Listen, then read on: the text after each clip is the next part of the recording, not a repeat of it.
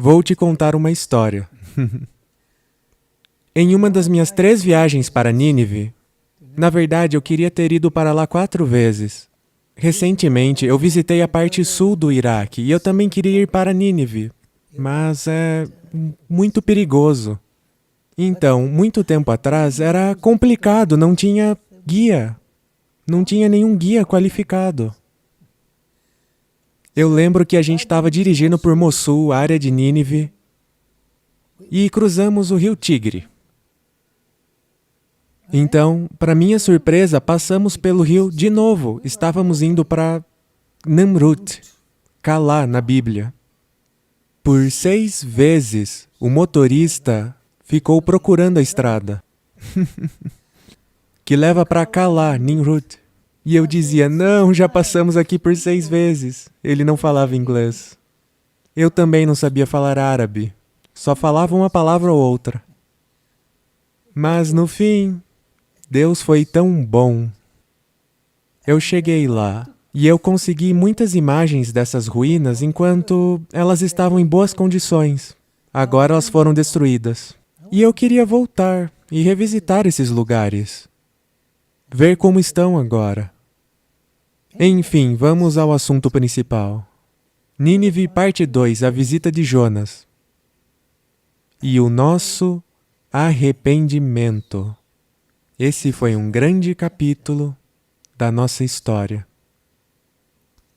Nossas ruínas desertadas vão te dizer que o nosso rei, junto com 120.000 dos nossos habitantes, aceitaram a graça e o perdão do Deus amoroso de Israel.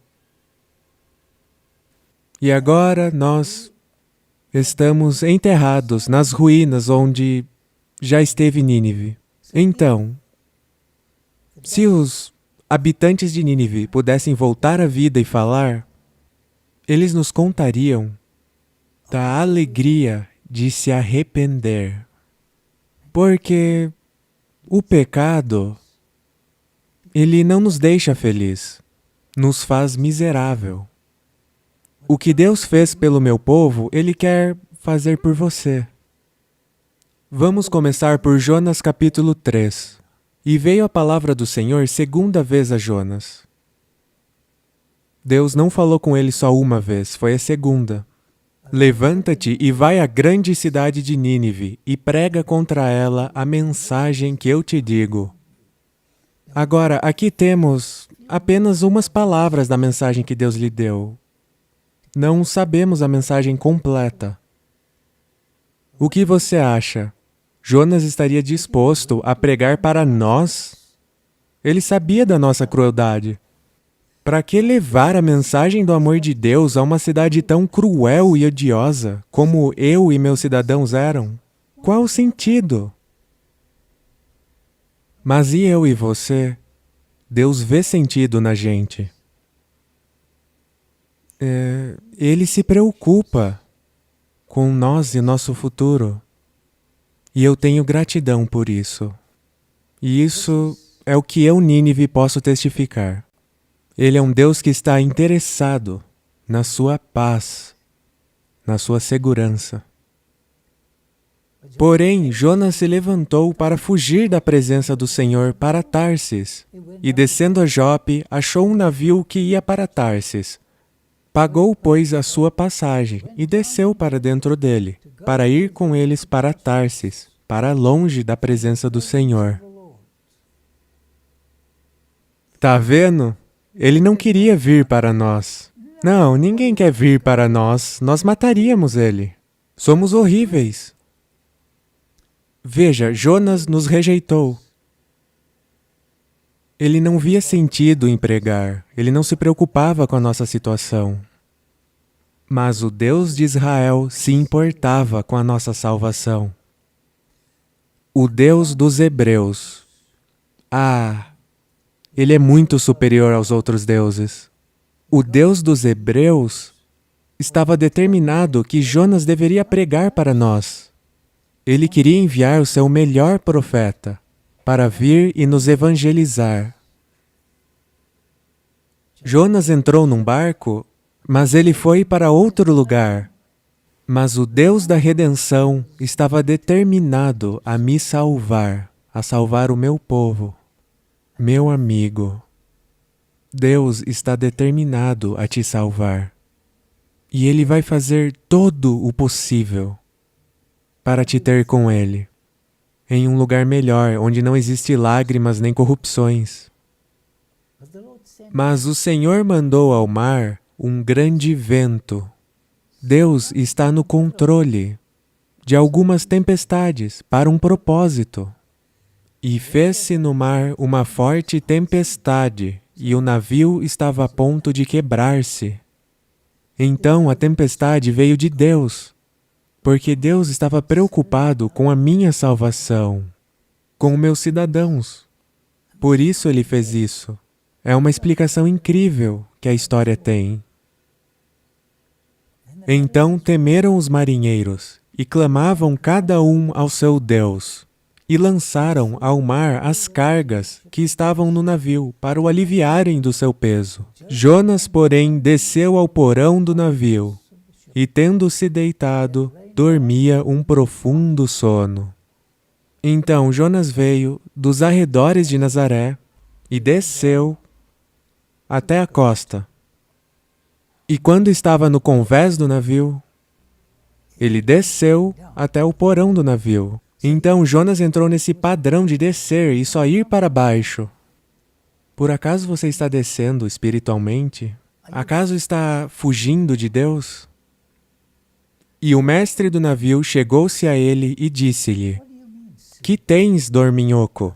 Levanta-te, clama ao teu Deus. Talvez assim ele se lembre de nós, para que não pereçamos.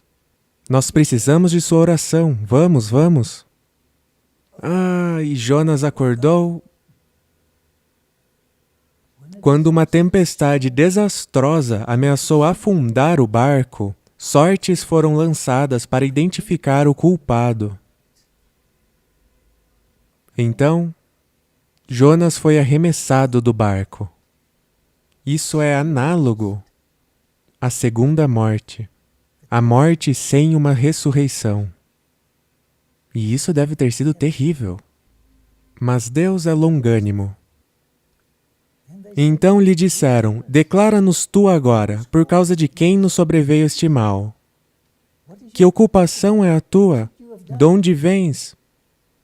Qual é a tua terra? E de que povo és tu? E ele lhes disse, cheio de vergonha, é claro: Eu sou hebreu, e temo o Senhor, o Deus do céu, que fez o mar e a terra seca. Jonas nos rejeitou, mas o Deus de amor estava determinado a nos salvar. E ele estava determinado que Jonas deveria vir a nós e nos pregar do seu Deus. Então esses homens se encheram de grande temor e disseram-lhe: Por que fizeste tu isso? Por que você está fugindo quando Deus te mandou fazer um trabalho? Pois sabiam os homens que fugia da presença do Senhor, porque ele lhe o tinha declarado. E disseram-lhe: Que te faremos nós para que o mar se nos acalme? Porque o mar ia se tornando cada vez mais tempestuoso. Dá para imaginar as pessoas no barco? E Jonas também? Em minutos eles afundariam. E ele lhes disse, e eu gosto disso em Jonas: Levantai-me e lançai-me ao mar. Eu mereço isso. E o mar se vos aquietará, porque eu sei que por minha causa vos sobreveio essa grande tempestade. Sabe, nós causamos tantos problemas quando fugimos de Deus. Entretanto, os homens remavam para fazer voltar o navio à terra, mas não podiam, porquanto o mar ia se embravecendo cada vez mais contra eles. Eles queriam salvar a sua vida. Jonas disse: não, eu mereço morrer. Então clamaram ao Senhor e disseram: ah, Senhor, nós te rogamos que não pereçamos por causa da alma deste homem e que não ponha sobre nós o sangue inocente, porque tu, Senhor, fizeste como te aprouve. Então eles levantaram Jonas. Dá para imaginar a cena? Todos os marinheiros preocupados. Eles levantaram Jonas. Os marinheiros mais fortes os levantaram e o arremessaram no mar. E o que aconteceu? E cessou o mar da sua fúria.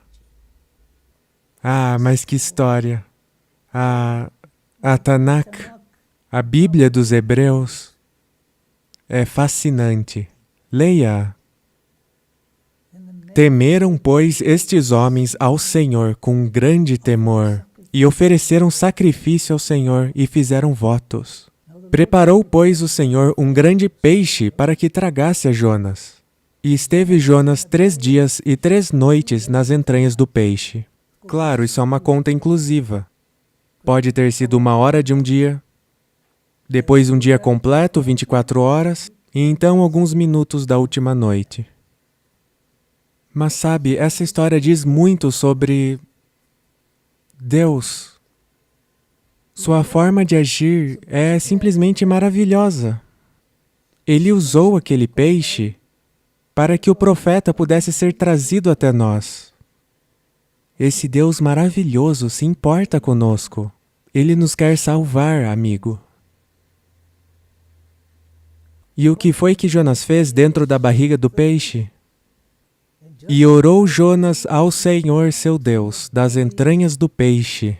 Jonas orou da barriga do peixe e disse: na minha angústia clamei ao Senhor, e ele me respondeu.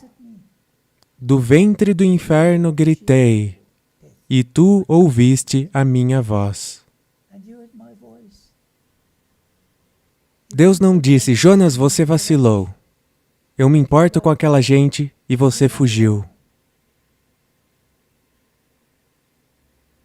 Deus é diferente disso.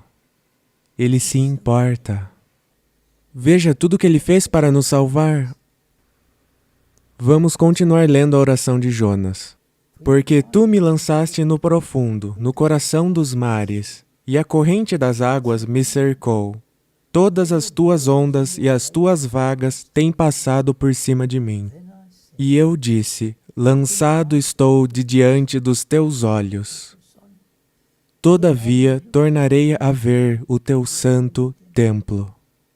As águas me cercaram até a alma, o abismo me rodeou, e as algas se enrolaram na minha cabeça. Dá para imaginar isso, as algas enroladas na cabeça dele? Tudo isso dentro da barriga do peixe. Deus tirou ele de lá e nos trouxe a nós. Eu desci até aos fundamentos dos montes, e a terra me encerrou para sempre com os seus ferrolhos. Mas tu fizeste subir a minha vida da perdição, ó Senhor meu Deus. Quando desfalecia em mim a minha alma, lembrei-me do Senhor. E entrou a ti a minha oração, no teu santo templo. Deus ouviu a Jonas. Ele aprendeu sua lição. Os que observam as falsas vaidades deixam a sua misericórdia. Mas eu te oferecerei sacrifício com a voz do agradecimento. O que votei, pagarei. Do Senhor vem a salvação. Mas que meditação! Do Senhor vem a salvação. E o Senhor vai trazer para mim, para a minha cidade, essa salvação. Falou, pois, o Senhor ao peixe. Dá para imaginar o peixe voltando do fundo do mar? E este vomitou Jonas na terra seca. Tibum! Jonas viajou de barco para o mar. E depois ele voltou viajando de peixe para a terra. Eu amo essa história. Jonas deve ter contado bastante ela. E eu fiquei muito feliz quando soube disso. Deus não poupou nenhum esforço para salvar a mim e meus cidadãos da destruição. Um grande peixe engoliu o profeta. Então ele se arrependeu e foi cuspido na costa libanesa. Deus estava trazendo ele a nós. E ele usou umas dificuldades para isso. E talvez Deus esteja enviando alguém a você por muitas dificuldades para te contar sobre o seu caráter. Esse santuário dedicado ao profeta Jonas fica no Líbano. Ele nos lembra da história do profeta que fugiu e daquele que o buscou e salvou, o Deus de amor. É um lugar bem interessante de se visitar. Daqui, de onde o peixe vomitou na terra, ele viajou a pé quase 1000 quilômetros para vir a mim. Ele arrebentou algumas sandálias nessa caminhada, até que uma hora ele chegou.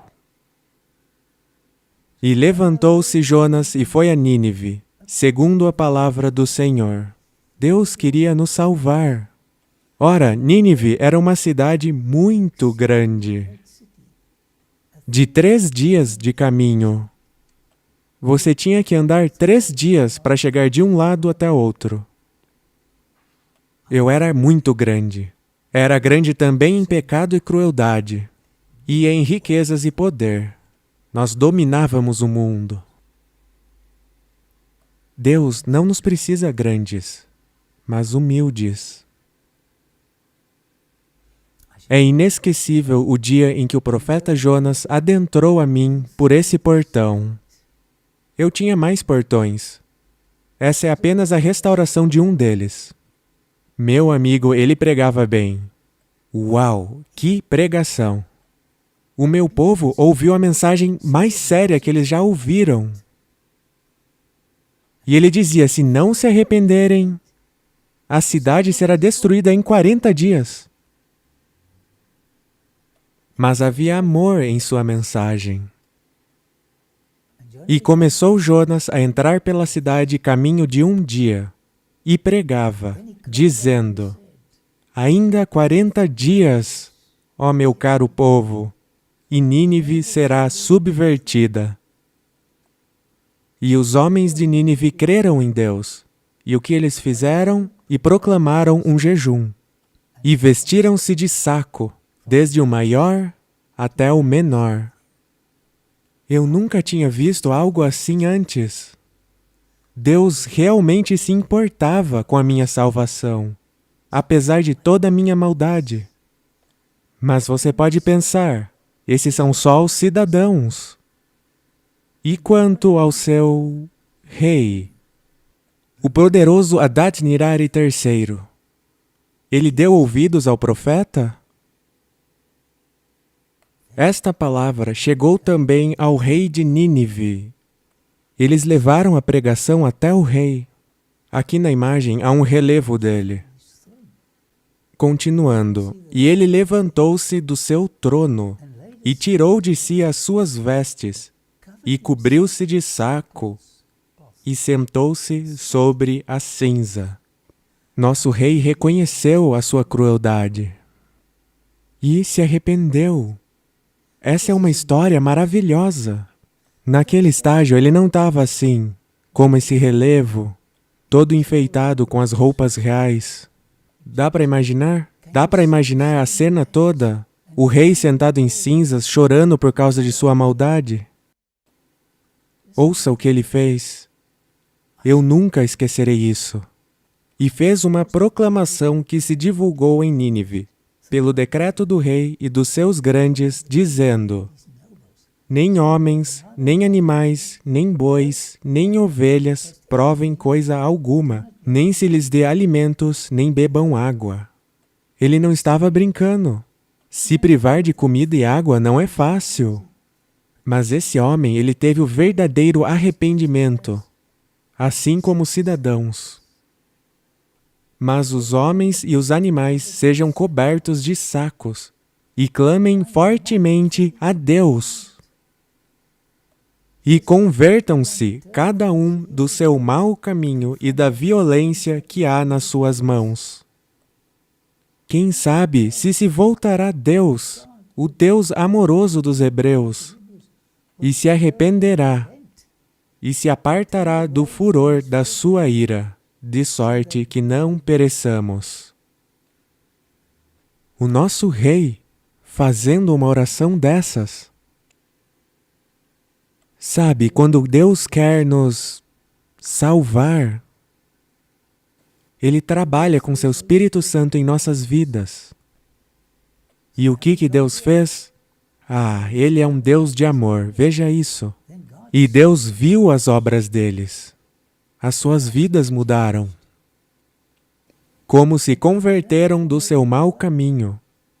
Acabaram as brigas, acabou o comportamento cruel. E Deus se arrependeu do mal que tinha anunciado lhes faria, e não o fez. Sabe, depois da visita de Jonas, eu finalmente senti o que é o verdadeiro amor vindo de um Deus. Os meus deuses não eram assim, mas um Deus que ia nos destruir nos deu a oportunidade de arrepender.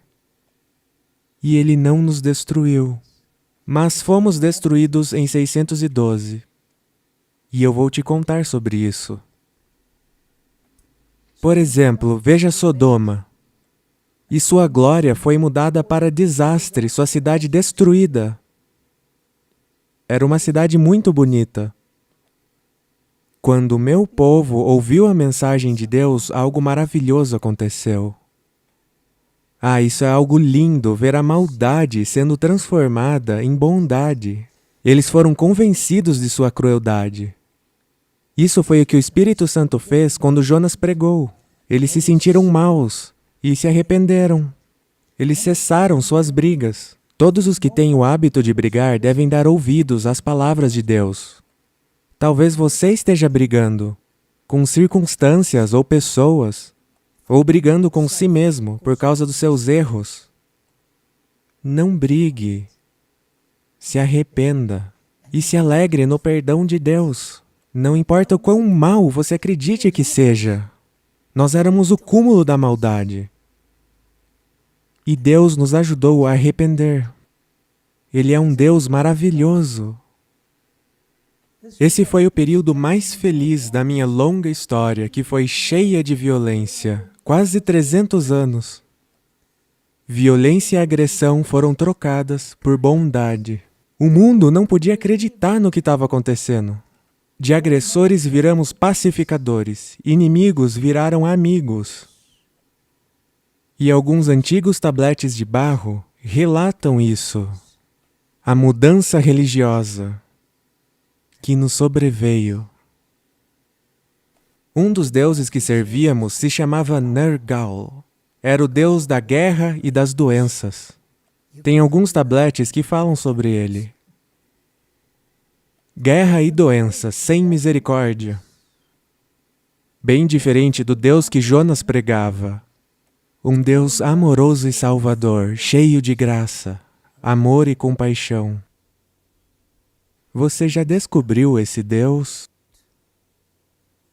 Eu espero que essa apresentação em que eu falo com você como a malvada Nínive toque o seu coração e que você abra esse coração para o Deus de amor.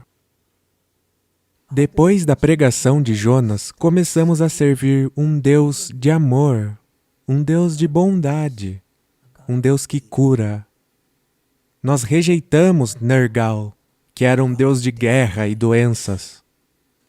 Depois de nosso arrependimento, o Deus de amor cancelou a punição por nossa crueldade. E meu amigo, não importa o quão mal você se tornou. Se você se arrepender, o amor de Deus vai te inundar com uma paz que você nunca sentiu. Deus nunca usa o seu passado mal contra você. Ele é um Deus maravilhoso e cheio de amor. O seu perdão não tem limites. Até mesmo Adad-Nirari III, que era o nosso rei na época, muito cruel, se você pesquisar, achará suas crueldades na história. Ele foi transformado em um pacificador. Eu fico feliz que os arqueologistas descobriram esses antigos relevos. Eu vou te mostrar. Aqui no Museu Britânico, você pode ler o relato do seu arrependimento. Ele está em escrita cuneiforme, gravada nessa grande imagem que arqueologistas descobriram no templo de Nabu, em Nimrud. Eles trouxeram a imagem para o Museu Britânico para ela ficar segura das bombas. Nimrud é uma zona de guerra. É uma história maravilhosa. Se tiver tempo, leia do arrependimento do nosso rei. É como água para quem tem sede e comida para quem tem fome. Leia. Está escrito lá. Nenhum outro Deus, eu só sirvo esse Deus. Na Bíblia cristã, você pode encontrar os elogios que Jesus fez a nós, por causa da vez que nos arrependemos. Vamos ler isso agora. E ajuntando-se a multidão, começou a dizer: maligna é esta geração. Isso aconteceu do lado do mar da Galileia. Jesus estava falando com professos seguidores de Deus. Ela pede um sinal, e não lhe será dado outro sinal, senão o sinal do profeta Jonas. Porquanto, assim como Jonas foi sinal para os ninivitas, assim o Filho do Homem o será também para esta geração. Então, Jesus compara o envolvimento de Jonas comigo com o que vai acontecer com quem não se arrepende. E continua: a rainha do sul se levantará no juízo com os homens desta geração e os condenará. Pois até dos confins da terra veio ouvir a sabedoria de Salomão. E eis aqui está quem é maior que Salomão. Isso é Jesus Cristo. E agora, o meu nome está no Evangelho de Lucas. É muito legal. Os homens de Nínive se levantarão no juízo com esta geração e a condenarão, pois se converteram com a pregação de Jonas. O meu povo se arrependeu. E eis aqui está quem é maior do que Jonas. O meu povo. Aqueles que viveram na época da visita e pregação de Jonas estarão no céu. E eles vão olhar os registros e ver como as outras pessoas reagiram ao Deus de amor e vão proferir sentença contra os maus. E dirão: nós éramos pecadores, mas nos arrependemos. Nós aceitamos o seu amor. Mas essas cidades de Galileia o rejeitaram. Nessa imagem, vemos o memorial de Jonas, em Nínive. A foto é de antes da Ísis destruir esse lindo edifício. Nós, o povo de Nínive, nos arrependemos pela pregação de Jonas. Quando Jesus Cristo, Deus encarnado, veio para Jerusalém e para Cafarnaum e outras cidades, ele realizou muitos milagres, enquanto Jonas não fez nenhum milagre. Ainda assim, mesmo Jesus fazendo milagres, foi rejeitado. Jonas não fez nenhuma demonstração sobrenatural para provar que ele foi enviado por Deus. Já Jesus fez muitas maravilhas, até mesmo ressuscitou mortos. Eu, Nínive, parei de ser cruel com os outros. No final, é tudo sobre como nós tratamos os outros. Como você vem tratando o seu próximo? Como você trata sua esposa ou seu marido, seus filhos, seus pais, seus vizinhos? Os seus inimigos, como você trata eles? Com vingança ou com perdão e amor? Jerusalém expôs Jesus ao tratamento mais cruel possível. E ele só estava tentando salvar eles. Que história triste. Aqui vemos a parte de dentro do memorial de Jonas. Quando Jonas veio e nos deu uma mensagem de amor e arrependimento, nós mudamos. Quando Jonas veio a mim, eu quero reiterar isso. A crueldade parou. E olha que, vendo pela arqueologia, as imagens mais cruéis encontradas eram minhas. E quando Jesus veio a Jerusalém, a crueldade, ao invés de parar, ela aumentou. No julgamento futuro, os meus cidadãos arrependidos vão testificar contra a maior crueldade feita na história. A crueldade que foi feita a Jesus. Agora, eu falo com você com o maior amor e preocupação no coração. Meu caro amigo, como é que você trata outros seres humanos? Quando você retém o seu perdão de alguém, quando você recusa perdoar essa pessoa, você está praticando uma das maiores crueldades existentes. Se você retribui mal com mal, você não está sendo só cruel com seu inimigo, mas está sendo cruel e muito cruel consigo mesmo. Antes do nosso arrependimento, nós tínhamos o hábito de remover as roupas dos nossos inimigos e os enviar pelados para um exílio, como você pode ver na imagem. Mas também é possível remover a roupa de dignidade das pessoas pela nossa atitude com elas. Defamação. Fazendo fofoca, nós os exilamos à desgraça. Pais, como vocês tratam os seus filhos rebeldes, às vezes desobedientes? Antes do nosso arrependimento, nós sacrificávamos nossos filhos a Moloque. Você já considerou a dor que causamos aos nossos filhos quando nós rejeitamos eles, quando nós falamos mal deles e do seu comportamento? Talvez você já tenha sacrificado seu filho ao negligenciar lhe dar afeto e amor. Você passa tempo com eles, lhes dá atenção. Talvez você esteja falhando em disciplinar-lhes com amor. É isso o que mostra para eles que você se importa. E filhos, talvez vocês estejam sendo cruéis com seus pais sem perceber. Aqueles que já são de idade podem estar passando pela dor da solidão e estarem se sentindo ignorados. Ou talvez você esteja machucando eles ao os acusarem da dor e momentos ruins que eles te causaram. Não os puna dessa forma, negando o seu perdão. Jesus Cristo nos diz que o mal que causamos a outros é mal que causamos a Ele, porque Ele vê e sente a dor das pessoas. E respondendo o rei, lhes dirá: em verdade vos digo, que quando o fizestes a um destes meus pequeninos irmãos, a mim o fizestes. Isso é sério.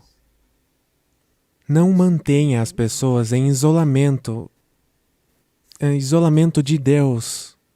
Ele vê a si mesmo nas pessoas. E se você for gentil com os deprimidos, com as pessoas sem amor, você está sendo gentil com Deus.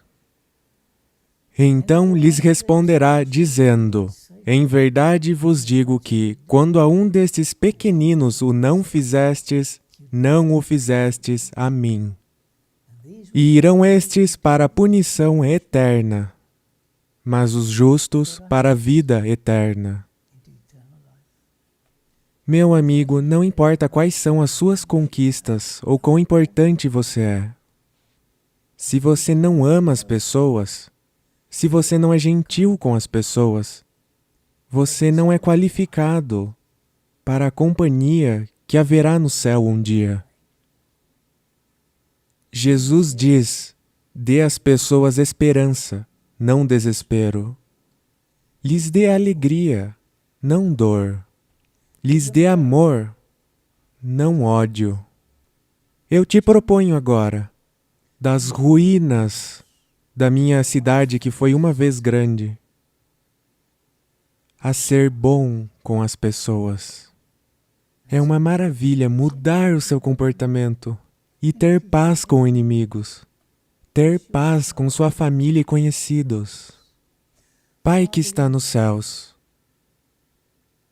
obrigado por enviar um profeta para a cruel cidade de Nínive. Manda um profeta a nós também, para que possamos mudar de severos, críticos, implacáveis, para pessoas gentis, sem inimigos, sem preconceitos, sem nenhum ódio. Por favor, Senhor, nos ajuda a sermos bons. Em nome de Jesus, amém. Obrigado por ver essa apresentação. Para se inscrever ao canal, clique aqui e depois clique no sino para ser notificado. Para a próxima apresentação, clique aqui. Até lá!